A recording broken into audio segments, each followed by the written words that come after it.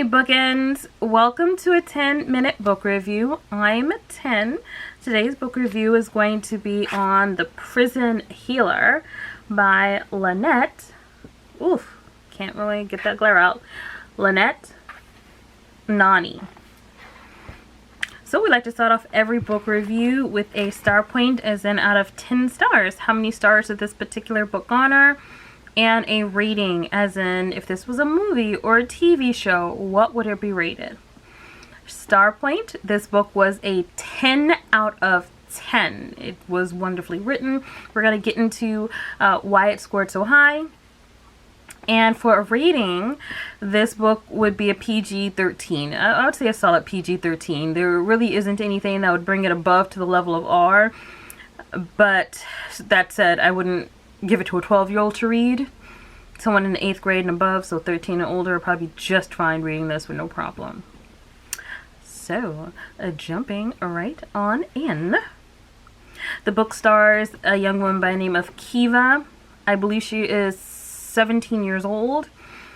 Giving her a little backstory, she has been locked up in a prison. She was locked up there with her father. Her father was sent there for conspiring with rebels, even though her father's like, bruh, there's like rebels all over this place. Her father was a healer, and he's like, bruh, there's rebels all over this place. How would I know that I conspired with a rebel? Like, all I do is heal people. I don't ask no questions. And the police are like, well, you should have asked some questions then. Kiva's mother and older siblings had already fled by this time, because I guess they knew that the authorities were coming. And unfortunately, her father, herself, and her brother, her younger brother, get caught out. Her younger brother tries to save them, or save their dad at least, and ends up being stabbed to death. I'm not 100% sure if the stabbing was accidental. Was that accidental or on purpose? I'm sorry, it's late at night. But because it sounds like he tries to take a knife from someone, he ends up getting stabbed. So I'm kind of blurry on that. But yeah, long story short, she ends up being sent to prison with her father, not because she's done anything, but because there's literally no one else to take care of her. So she's kind of a ward of the state because her father ends up dying in prison. And so how things work here is, if someone is sent to jail and their child goes with them, then their child basically does the bid with them, essentially, unless someone comes to get the child, like a family member, someone who's authorized to have the kid comes to get them. I thought this was an odd concept, but then I found out in some Eastern European countries that's how it is with mothers. Sometimes when they're in prison, if their children are young enough, their kids going with them. And then I found out in some prisons in the United States as well, if a woman gives birth to a child, depending on how long she's in prison, they do have prison daycare. So I think if they're like 2 years or less in prison, they'll let them keep their babies in a minimum security prison, but it's only in certain areas. Like that's not the norm.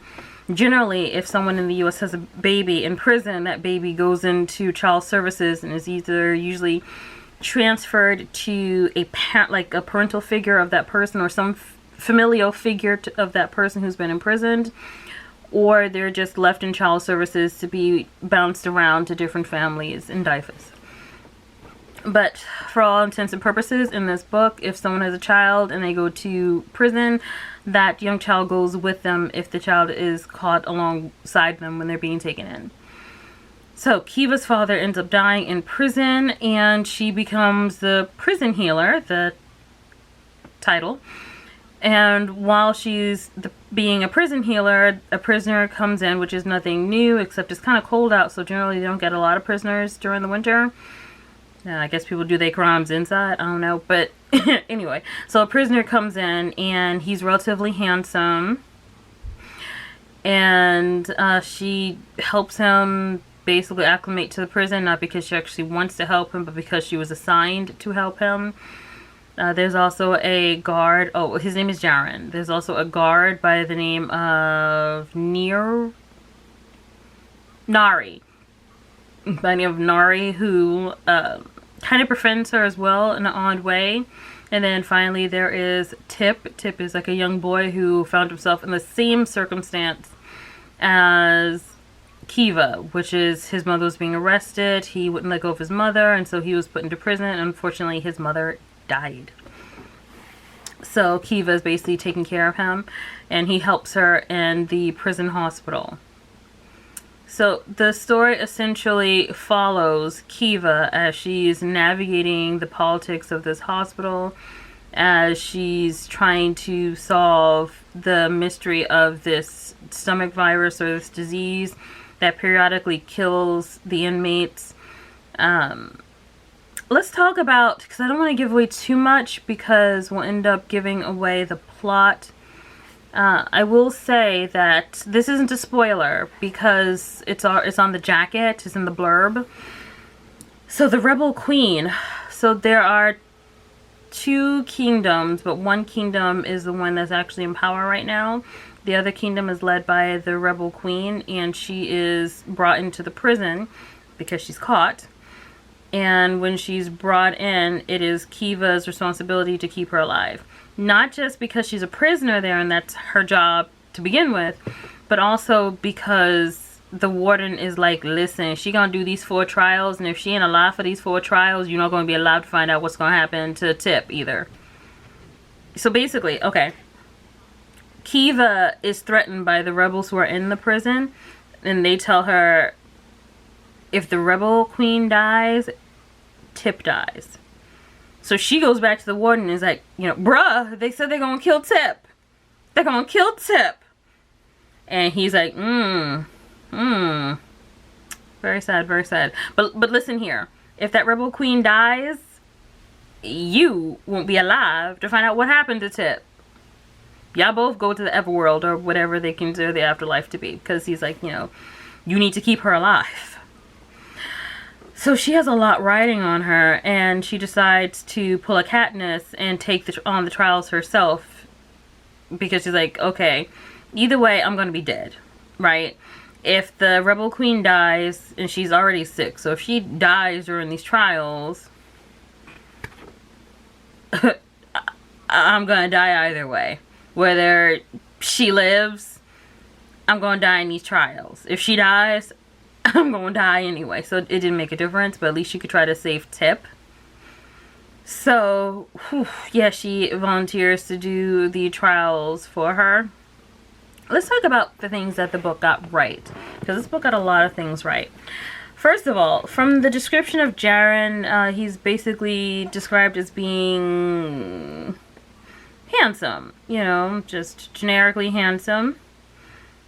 I like that he's stocky, because I hate all these, like, handsome dudes who are, like, willow thin. It's like, bruh, come on, can somebody have some muscles?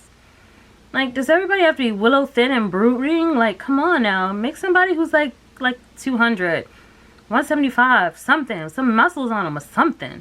So, yeah, he's stacked, and he's handsome. Well, he's handsome by the standards of the people in the book. He has blue eyes with, like, gold in them. Something to that effect. But the way he's described in the book, it automatically sets him up for the first, or I should say second angle of a love triangle. Because the first angle would be Kiva, because she's the main protagonist. So it sets him up as the second angle for a love triangle. Then we have Nari, who is a guard, a female guard. And the way she's described, it kind of sets her up for the third angle of a love triangle. When I tell you that this book did not go in that direction at all, and that gave me life, let me tell you, it gave me life. Like, I hate love triangles. I hate them so flip-dipping much. Because if we had to go through love triangles in real life, life would be just so horrible. Like, if my husband's like, oh, I'm trying to choose between you and somebody else. Bro, let me help you.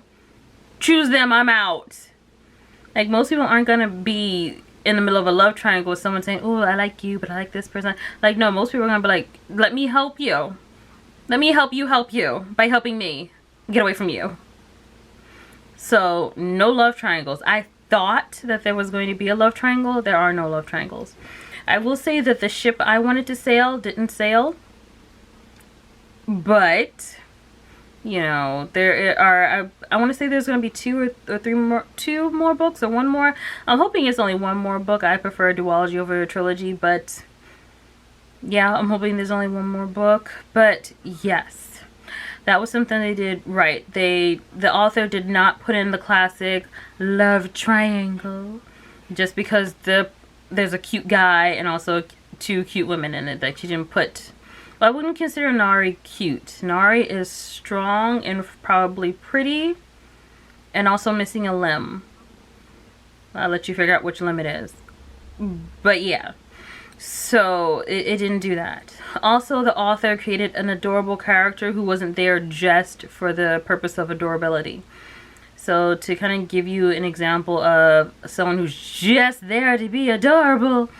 Have you ever seen like one of those sitcoms where like everyone else has like an actual part, and then there's this little tiny kid who says something really quirky just so people can laugh and they scuttle away? Or they're just like this really cute face, like, oh, so adorable, so cute, but they don't do anything really. Those kind of characters are annoying to me. It's like, why did you even put them in it? Like, bro, why did you do that? Who's that helping? Not me. Are they filler? Is it helping you get to a particular word count by having this additional character who does nothing? Hate that. In this book, Tip is adorable. He is Kiva's little assistant. He's 11 years old. So he's a little guy. And he is so flipping adorable. We listened to this as an audiobook, and the way the narrator read him, he's so adorable. He really is. But he's also useful. Like, he's worth his weight in gold. Like, he's not just sitting around, I'm cute, love me, I'm cute, did you know I'm cute, love me. No, he's like actually doing stuff in the hospital to help her. He's helping Kiva with the patients in quarantine. He's helping to get the mortician. He's helping to dress wounds and things like that. Like, he actually has a purpose. And his purpose isn't just to be cute. Brother man was even out collecting rats for her so she could do experiments. Like, he committed. He to go. He's committed. So, I really appreciated that the author didn't just create characters for the purpose of ticking off different things to create a YA. Even with the main character, Kiva, like, if you want to talk about feminism in a book done right, Kiva is feminism in a book done right. Kiva is not caring if someone thinks that she's pretty or not. Kiva is not caring if a man got her or not. Kiva is caring about what Kiva needs to do to make sure Kiva gets out all right. That's what it should be. That's what feminism is. Feminism is not, I hope this boy likes me. Oh, nobody thinks I'm pretty. I have no power unless others give it to me. No.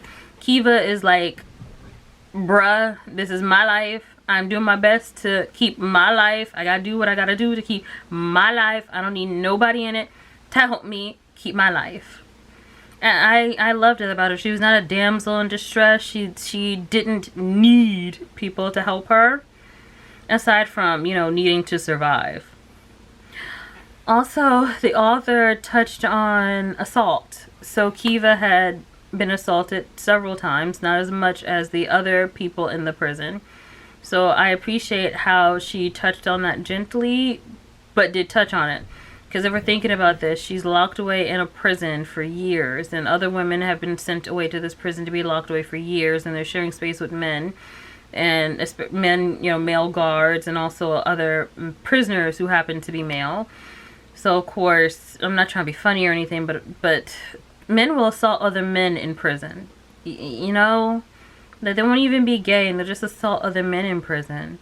So of course, if there are women locked up with men, there's going to be some assault that way too.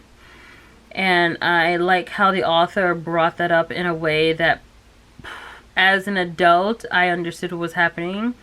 As a teenager, someone would catch the hint. As a preteen, or as someone who's like 13, 14 years old, they probably wouldn't know the extent of what's being explained by the way that it's being explained, but they would know that something horrible in an intimate nature has, you know, is occurring. So I liked how delicately she discussed that without harping on it. And I love the realism of that, because realistically speaking, dudes will do things to other dudes. They'll force themselves on other dudes in prison. So, you know, if there's women there, they're not going to be like, oh, she's too young, or oh, she's a mother, or oh, she's too old. No, they're just going to be like, they're just going to do what they're going to do. So yeah, those are some really great things that the book did. Also, what else did the book do that we really enjoyed? The ending. So I'm not going to give away the ending. Tu's not going to give away the ending either. She happens to add any input into this before it goes into editing. But OMG. The ending is not what I... So the author threw a lot of things in here that would make you think this is going to be your typical YA book. Even the title made us think this is going to be your typical YA book where the girl is the chosen and she must and they have to, and if they don't, no. This kind of flipped YA on its head. You know how in a lot of YAs it's like, okay, well the protagonist has to protect her sister, either older or younger, she has to protect her sister. No. Kiva is like, I'm waiting for my family to come get me. And she gets these notes from her family every now and again saying, you know, we're alive, stay alive, we're coming for you. And the last note that she gets is, you know, keep her alive, we're coming. Basically about the rebel queen. Spoiler alert, her family never comes. I don't think that is, it's not a spoiler because we already know.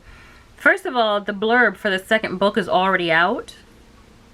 And secondly, we know that there's going to be a second book. So if her family got her in the first one, that was the one thing she really wanted from the beginning. So if her family got her in the first one, there'd be no need for a second one. So yeah, she is self-reliant. She is resilient. She is not out to save anyone except for maybe Tip. And Tip's a baby. Essentially, he's a baby.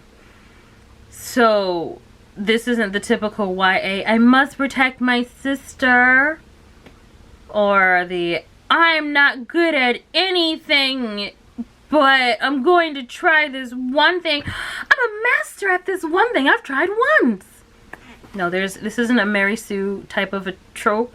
She is good at healing because her father was good at it. He taught her how to do it, which makes perfect sense. If her father was a doctor, then of course, if he passed that trait on to her, she's going to know how to do it as well. And she's good at it.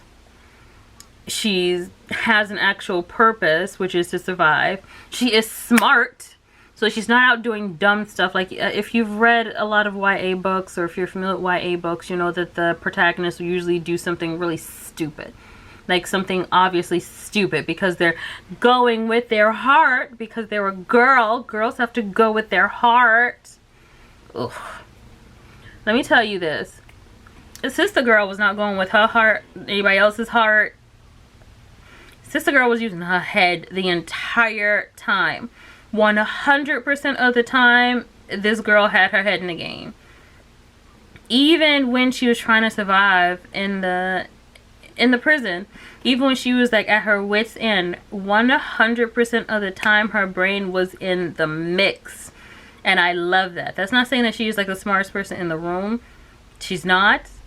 But that means that she's shrewd. She's picking up what's being put down. She's picking it up and she's putting it together and she's using it.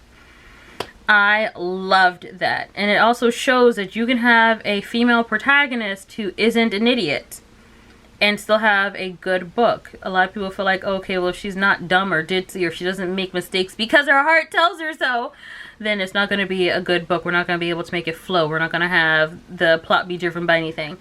No, the plot can be driven by the fact that there is something happening. The author actually used things that were happening to create a plot, or to build the plot and create movement within it. Not idiotic decisions made by the protagonist to propel the plot along. I love Kiva. I love how smart she is. I love Nari too. My favorite character is going to be Tip. Tip's going to take it because he's adorable, but he's also worth his weight in gold.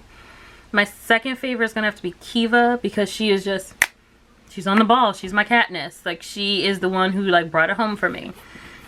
And then it's going to be Nari. I wanted so much for Nari. Nothing, I'm not throwing anything out with Nari, but I don't know. We got a lot of Nari in the book, which was good. It's just the ship that I wanted to happen, the ship I wanted to sail didn't sail. And not to say that it won't sail, because there's other books coming, but it didn't sell in this book, so maybe it'll sell in the next one. I don't know. Whether it does or doesn't, that doesn't mean that we won't check in, because we're definitely checking in for more of the prison healer. What is the next one? Let me just see what the next one is, because I also thought, before I started reading this, I already thought that the second book was out, but because I saw the second book, like I saw information for it, so I'm thinking, oh, okay, so I'm getting into the tail end of this series, because the second book is already out.